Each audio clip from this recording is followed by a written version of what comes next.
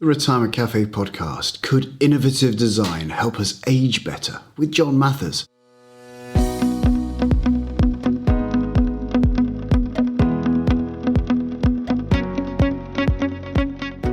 Hello and welcome to another episode of the Retirement Cafe podcast with me, your host, Justin King. If you're thinking about your retirement or already retired, you're in the right place. My aim is to help you plan for and live a successful and meaningful retirement. Retirement is far more than just a financial event. It's a significant life event, a major transition, which will bring with it new challenges and opportunities. So each episode contains tips, information, and inspiration to help you feel more informed and confident about your retirement. I hope you enjoy today's episode. Hello and welcome. I'm really pleased you have joined me for this episode of the Retirement Cafe podcast. This week, I'm excited to share with you a conversation I had with entrepreneur John Mathers. John spent his career working in branding, marketing, and design. When one of his rebranding exercises opened the door to the problems faced by older people, John realized how much innovative design could help us in later life. In his retirement, John co-founded Design Age Accelerator along with a friend, Julian Grice. This is the first project from the Healthy Aging by Design campaign, which is a government-funded initiative. John and those working on the project are on a mission to show how design and innovative thinking could help us live better and longer lives. In our conversation, John shares his own approach to retirement and how he has split his time into thirds, how he got into the field of aging, and the incredible work Design Age Accelerator is doing to get young entrepreneurs to understand the issues faced by those in later life and design products that would help enhance their lives. So without further ado, here's my conversation with John. Welcome to the Retirement Cafe podcast, John Mathers. Hello. Well, I'm very pleased to be here. It's quite interesting. I did wonder whether I should come on this, bearing in mind that I've always said to myself, I'm never going to retire. But I completely get what you're trying to do, and I'm delighted to have been invited along. Yeah, well, we often say that retirement is not only a financial event, it's also a state of mind, and it's a transition period, and it's hopefully probably it's the period where we may be financially independent, but then we can then obviously choose how we spend our time. And retirement means a lot. Some people, it's just, it's playing lots of golf when you can, obviously. Yeah. And for others, it's an amazing kind of further travels and journeys and business and all types of things. So, tell me about yourself, John. Well, I'll just give you the context of retirement, actually, which might be quite interesting. So I'm 64, just in November last year, and I stopped a full-time job. So my last full-time job for the last 5 years of my full-time working life was as chief exec of the Design Council. And I said at the end that I wanted to, and I actually retired on the 4th of November, and on the 5th of November I turned 60. So I did it, I planned it pretty well.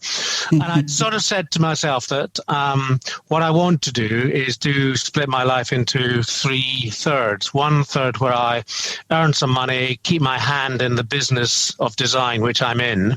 We can talk about that. I suppose that's the reason that we want to have a chat. Great. 1/3 where I give back. So I'm actually part of a variety of different things where I'm actually hopefully using the expertise I've gained over the years to actually give back to society, give back to the industries I've worked in.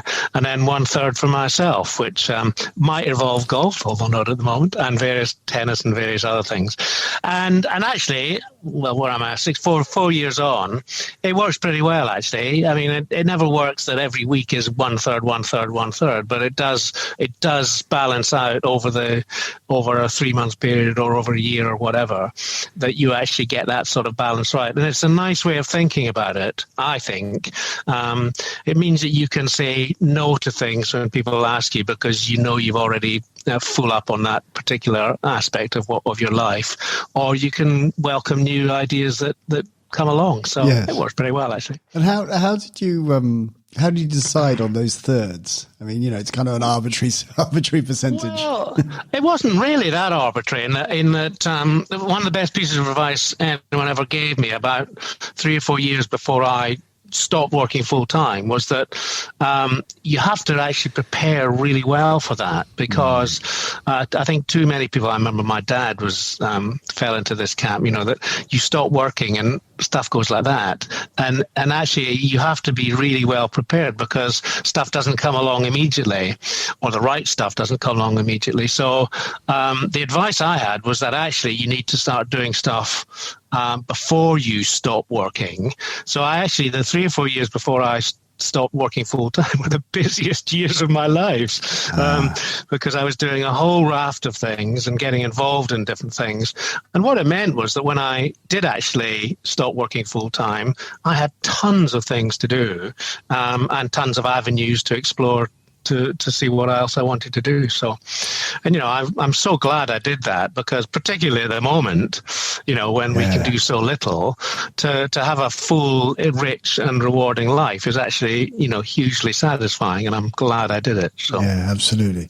So my advice to people who might be listening, if they haven't given up full-time work, don't think about retiring. Think about, what am I going to do in the transition, and actually start preparing for it, and be prepared for maybe a few busy years of your lives when you sort of maybe feel you're taking on too much, but actually it'll balance out in the long run. Yeah. So tell me, tell me what are the projects and what are you actually involved in? Tell me what you're doing. Sure.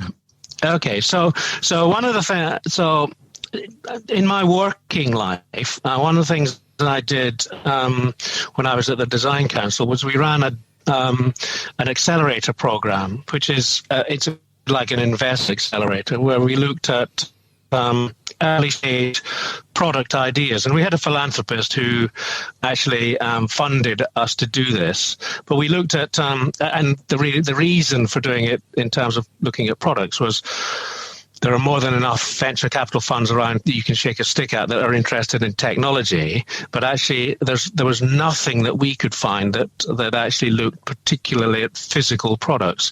Of course, that's what Britain is most famous for. We've got a history of inventiveness, of inventors, of people in sheds at the bottom of the garden coming up with great ideas, and unfortunately there was nothing that allowed us to take these things on. So we ran this thing called Spark for a number of years.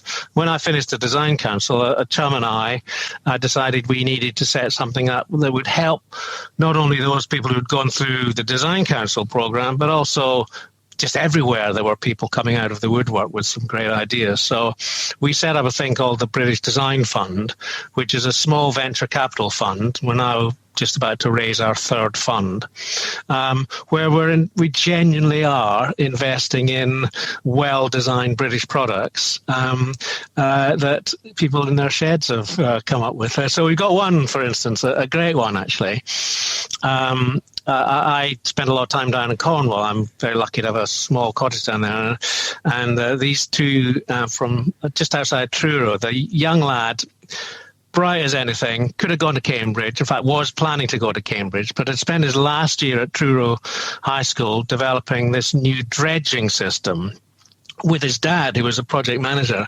They had the paddling pool out the back and the mechano kits and everything else. Anyway, we've now invested in this very cool piece of pretty big industrial dredging equipment, which is, and the beauty of it is that unlike most dredging systems, where they sort of send stuff everywhere, and in terms of being bad for the environment, it's awful. Whereas this new piece of kit actually sucks everything back up. So you can actually cut a very neat channel and not disturb anything on either side.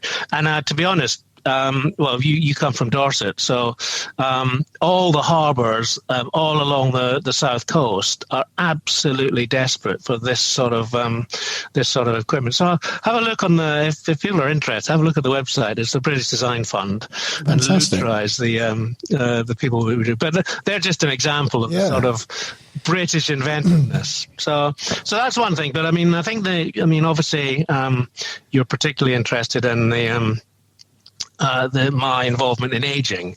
So I suppose just to give a bit of context, my background is branding, marketing, and design.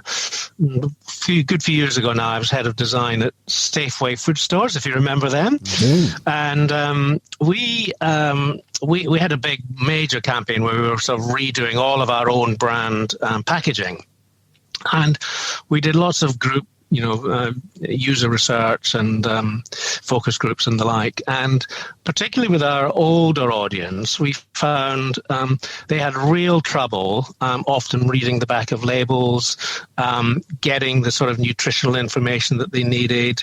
They sometimes had trouble even reading the front where the color contrasts weren't working, whatever. So we did some work with Age Concern where they had this amazing program, which unfortunately they don't have now. It's a real shame.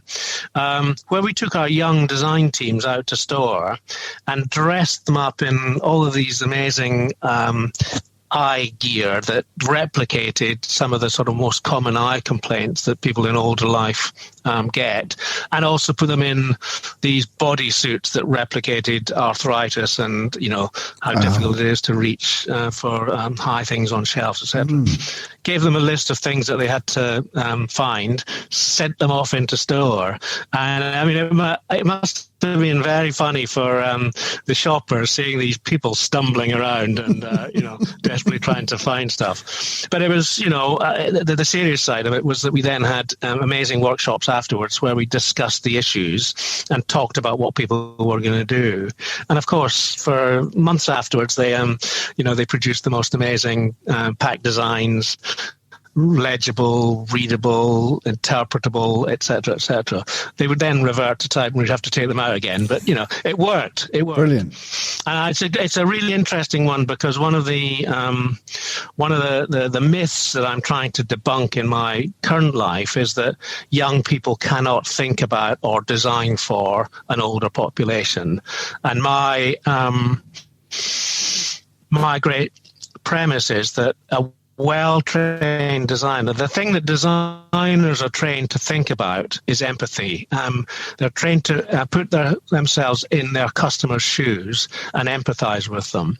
And in a way, that's what sets design apart, I think, in many respects, that it allows them to think about what people actually want, what their conditions actually are, how they live their lives, and that then helps them actually develop and design products and services that actually work for them.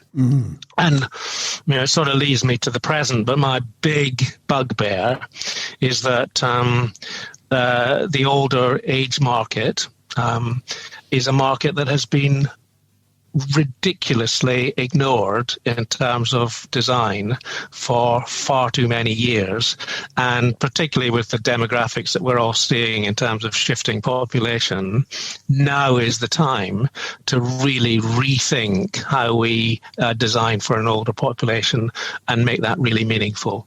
So, we all know that if you pay enough, you can get really well-designed stuff. But the reality is that most of the stuff that gets shoved into people's homes when they have an accident or fall over or whatever is stuff that you'd be, is agricultural at best. And, most hospitals even wouldn't be proud to have it. So, we need to fundamentally rethink the way that we design for an older population. So there's a part of the governance industrial strategy is there are about 7 or 8 pillars of the government's industrial strategy. Is one called healthy aging, and it's addressing this exact challenge of how do we help an older population to live more independently for longer, to live in their homes for longer, to work for longer. They've got a very simple but pretty challenging objective, which is how can we help people to live better for longer by 5 years. So it's not just how do we get people to live longer for 5 years? Because we know that one of the issues that we have is that we've helped people to live for longer, but often they live with complaints and illnesses and problems for an awful long time. How can we actually help them to live better for longer by 5 years? And then also, how can we democratize that? So it's not just something that we develop really nice things that the rich can afford, but it's actually something that, and let's be honest, the coronavirus epidemic has only highlighted this. How can we help people right across the social spectrum so that we democratize that? Anyway, a friend and I have been involved in helping the Healthy Aging Grand Challenge team to think about how design can make a difference in that, how we can inject design and what is currently known as design thinking into the early stages of projects and programs to help get a much better focus on what the problems and issues are, to really put the user and the older people at the very heart of what they're doing. Far too often, people come out of university and the like with great ideas of new technology and the like, and think, how can we apply this rather than the other way around, which is, what are people's problems? What can we do to help them make this better? Have you got some examples of that type of thing going on at the moment? Where someone's identified a significant problem and you're seeing great strides, in that area? Sure. I mean, there's an awful lot of work going on in terms of smart homes, how you can make homes that actually automatically work better for people. I mean, we've seen lots of stuff around easy heating systems and lighting systems and the like, but they often tend to be very expensive.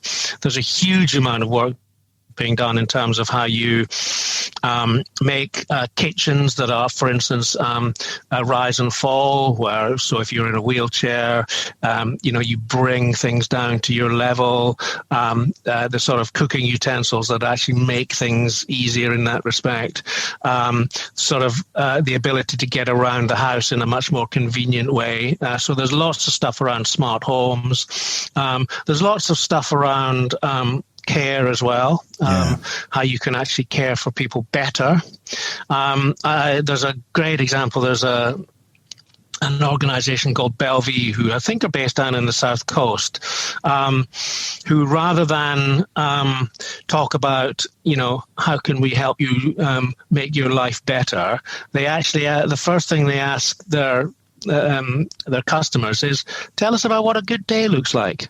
And let's then work towards that as the ideal that we should be doing every day, so that we can actually tailor your life so that we actually make it to the optimum rather than trying to deal with the worst. And one of the people we've been talking to recently said that so much of the issues with an older population is we just don't ask the right questions. Right. We ask the wrong questions. We ask, what's the problem rather than what's the opportunity?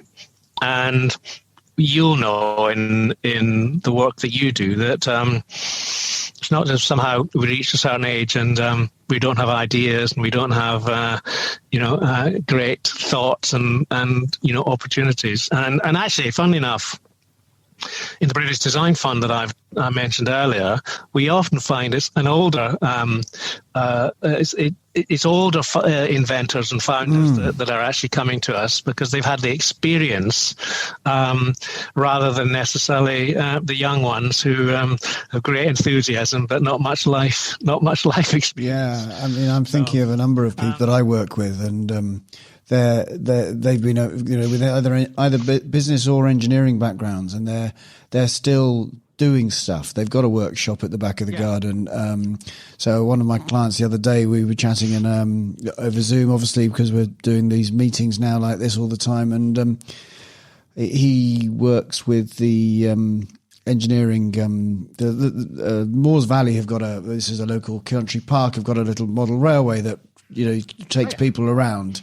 And he works, because he's got the skills to do that type of engineering in his shed at the bottom of his garden, and they send stuff to him and say, can you work on this? Can you work on that? And then he was saying, we're doing these model kits and we're shipping these out to all these people, 1,000 go out a year. And there's a huge amount. I can actually see that there could be a huge opportunity for the retired community, either people coming into that part of life when they're going, but we've still got some skills here, and we now also recognize we recognize the issues and the challenges because we're getting there ourselves. Or they've already had elderly parents who've got there.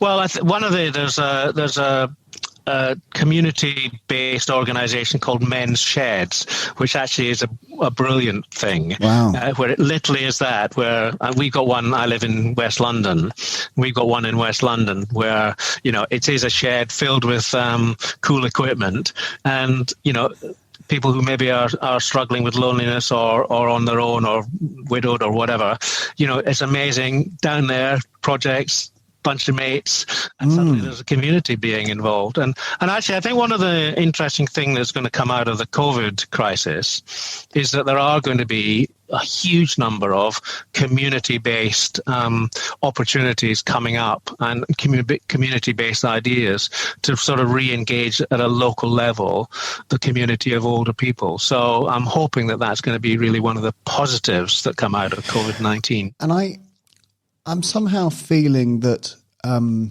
there could be corporate involvement in this somehow. There could be an opportunity here for companies to who are looking more and more about how they can be involved in their communities. We know that we know that lots of organisations. I'm just thinking off the top of my head. The co-op write to me regularly and say, what are the charities that you need supporting in your local area? Because that's what we want to do. And so there must be, as we all get older, there must be an opportunity for organisations to sponsor and support and create client loyalty and do good, huge value into those areas by, I'm thinking there's opportunities there. Well, absolutely there is. And it goes back to the point I made earlier on, where I think an older market has been ridiculously overlooked for far too many years. My experience in marketing is that the myriad of companies who segment the hell out of a market, 18 to 25s who, go to all that stuff, and they get up to about 55 to 60, and then it's somehow 60 and over, as if somehow this is a homogenous group that all think and act in exactly the same way, whereas you and I know that's exactly the opposite. So no, I think that one of the interesting things is that what is called what we're increasingly calling the age tech market it's a bit like we're here in 2021. It's like fintech was back in 2007, they say, where it was really just beginning to emerge. And I think the age tech market is going to be in exactly the same situation. There's going to be huge opportunities for companies. Companies we're aware of, left, right, and centre, who are looking at this aging market, realising that this is an opportunity, and it's an opportunity to be positive as well as negative. So it's not just about dealing with the problems, but it's actually about dealing with the opportunities. An aging population who want to do things, who are ambitious, who want to travel, want to do things, want to explore, etc. There's going to be all sorts of opportunities to do amazing stuff. So this is really, finding this quite inspiring. So let's say we've got someone listening to this and he's thinking, I'm worried about this in the future, or I see this being a problem, or maybe I've got some skills, but I don't actually know what the opportunities are. Where would you, if you were advising someone who I don't know what the skills they'd got, but they were reaching that financial independent time. So they've, a bit like you, they want to spend a third of their time doing different things, but they're thinking, you know what, there's some opportunities. I'd like to bring some of my skills to bear. Where would what type of problems would you like to see solved, or what are again, flipping it around, what are the opportunities you think for someone listening to this to go, do you know what, actually there's such a massive opportunity if someone could deliver a service or a product like this into this market in the next 10 years? Well, I think one of the things that I'm involved in is setting up this thing called the Design Age Accelerator. It's essentially, the Design Age Accelerator is essentially this idea that we need to bring the design community into the healthy aging community together. So Right. this group of entrepreneurs who we're increasingly starting to see entering this market.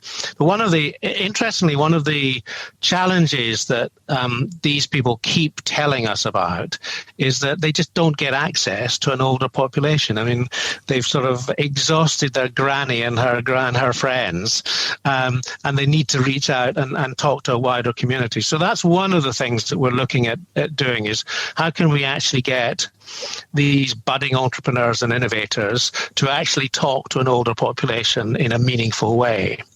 And the second thing is it's actually about using design to help people think the thing through about how are people actually going to use this?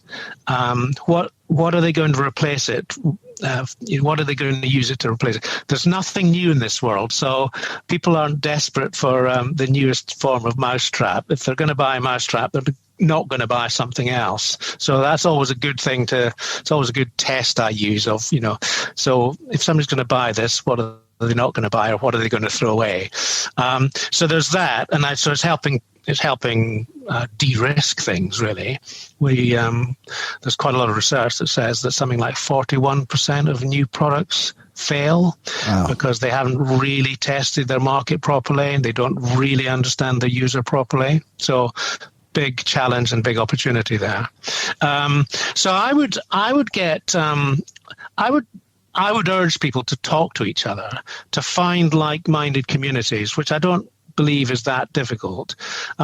There's always, and particularly in the West Country, I've seen a lot of sort of accelerator setups, where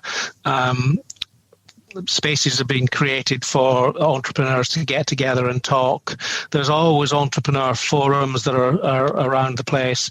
So I would encourage people to get in touch with that. I'm certainly more than welcome for people, if they have great ideas in the healthy aging market, to come and talk to me or to Julian Grice, who's my sort of partner in this. And Design Age Accelerator is on the website, so you can have a look there. And we are very willing to give advice and help in as much as we can in terms of what we should be doing. It's a really interesting market. It's a challenging market because, of course, so much of the procurement of products and services is held in the public sector, don't get me wrong. I think we all have a huge amount of time for the NHS, but some of their procurement policies and procedures are slightly antediluvian, getting something new into the system can sometimes be a real challenge. But what you'll find is that there are people in the NHS who are desperate to bring new ideas into the system. They just fight the system to get these new ideas in sometimes. But it will change. It will change over time. So yeah. And of course there are. I mean, if I think about the journey of our clients, that as they enter into retirement, and then the challenges that they are facing, and it often is, first of all, someone maybe of your same age may still have elderly parents who are not in the same area, then there's a lot of traveling to make sure that they, even entering into the care system, or even trying to find someone who will provide those support services that you need. And then, obviously we've just suddenly, we've in the last 12 months, we've seen everyone jump on video technology, haven't we? I mean, so there is huge, there are huge opportunities, I think, in when I look at the things that people are struggling with, when I come across them, when I talk to them, I was yesterday. We live in a road where we've got elderly neighbours. Were pretty much all the way down the road. By the very nature of where we live in Mudderford in Christchurch, it's an ageing population, and the elderly chap had a slight fall, not a nasty fall, but was stuck on the floor. In his bathroom, and I popped round at 10 o'clock at night and helped him get up again. Sure. And you kind of go, okay, so what would be the solution here? Why did that happen in the first place?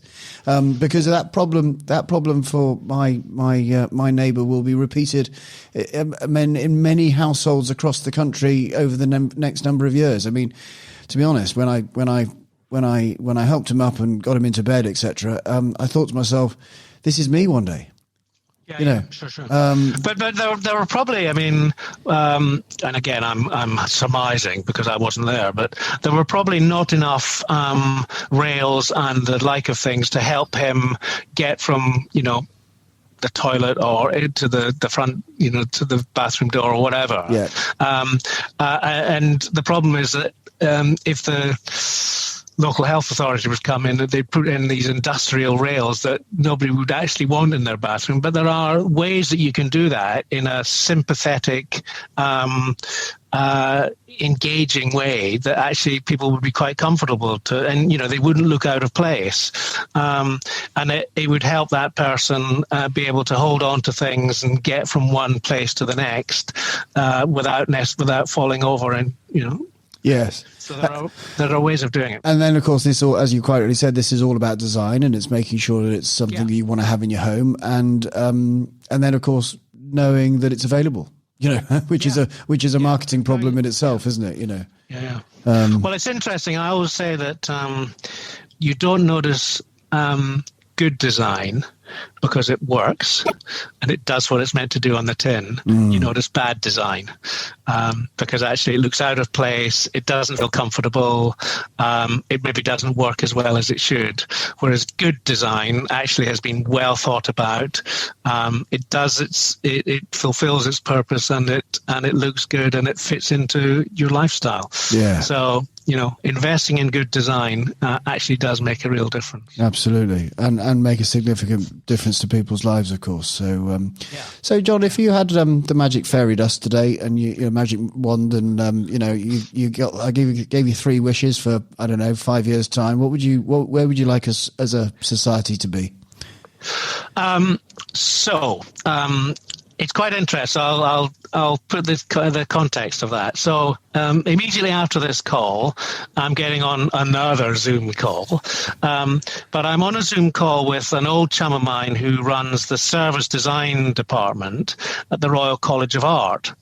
And at the end of and of course, he, like all of us, is running his courses, virtually. Yeah. But the Royal College of Art has people, young students from right around the world. Anyway, we did a sort of pilot thing last year where we ran a healthy aging program with the youngsters, and he's now briefing his main projects into the main cadre of second year students, I think it is, and healthy aging is one of the programs. So we're actually briefing the students on the healthy aging market, on the opportunities that the healthy aging market, what does the healthy aging market mean? What are the numbers involved? What's the growth that's happening in that market? And what are some of the challenges that are around? And there's a great, one of the partners that we're working with is an organization called the Helen Hamlin Centre, who they're part of the Royal College of Art as well. And the Royal College of Art has probably one of the best global reputations for product and design generally. But the Helen Hamlin Centre has put disabled design at its very core, at its very heart, for 20 or 30 years now, and has some amazing things that they've produced, and so they're part of the process as well. So I've got a great belief. So the context of that, to answer your three questions, is in the same way that we have had an issue and are dealing with things like Black Lives Matter, I think we in this country have ageism as a pandemic. We somehow think that as you get older, you become defunct, and you're of no longer of value to society. Why is it that one day Fred can be the best neurosurgeon at Glasgow College Hospital, and the next day he becomes Fred with dementia? Yeah. That's fundamentally wrong.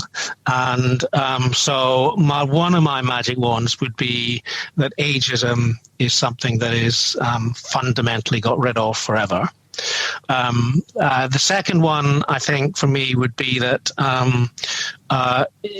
we have to sort it out so that society doesn't allow the rich to buy out of the problems that age brings, but that actually the whole of society is properly addressed. And I think the third thing is that we need more heroes. We need people who we can celebrate, who reach an older age and still do the most amazing things. I mean, one of my particular heroes is David Attenborough, who at the age of 90 is, he and a 16-year-old girl are, or she's 18 now, are turning, have actually managed to turn attitudes round to something which is so important in the world, in a way that very few other people could. So we need some more heroes. Yeah, fantastic. Well, and heroines. If heroes, I think covers the span these days. I think it does. Yeah. Well, John, it's been fantastic chatting to you. Where can people find out a bit more about you and the great work that you do? So, have a look at, if you're an inventor and have been thinking, how on earth can I get my ideas to market? Have a look at British Design Fund. Just put that into Google. If you're interested in, or maybe you're a retired designer who actually is thinking, how can I give something back? Have a look at Design Age Accelerator on the website, and you'll get access to us. The other thing that we're doing is we use LinkedIn quite a lot. I'm sure you do. I'm sure you use LinkedIn.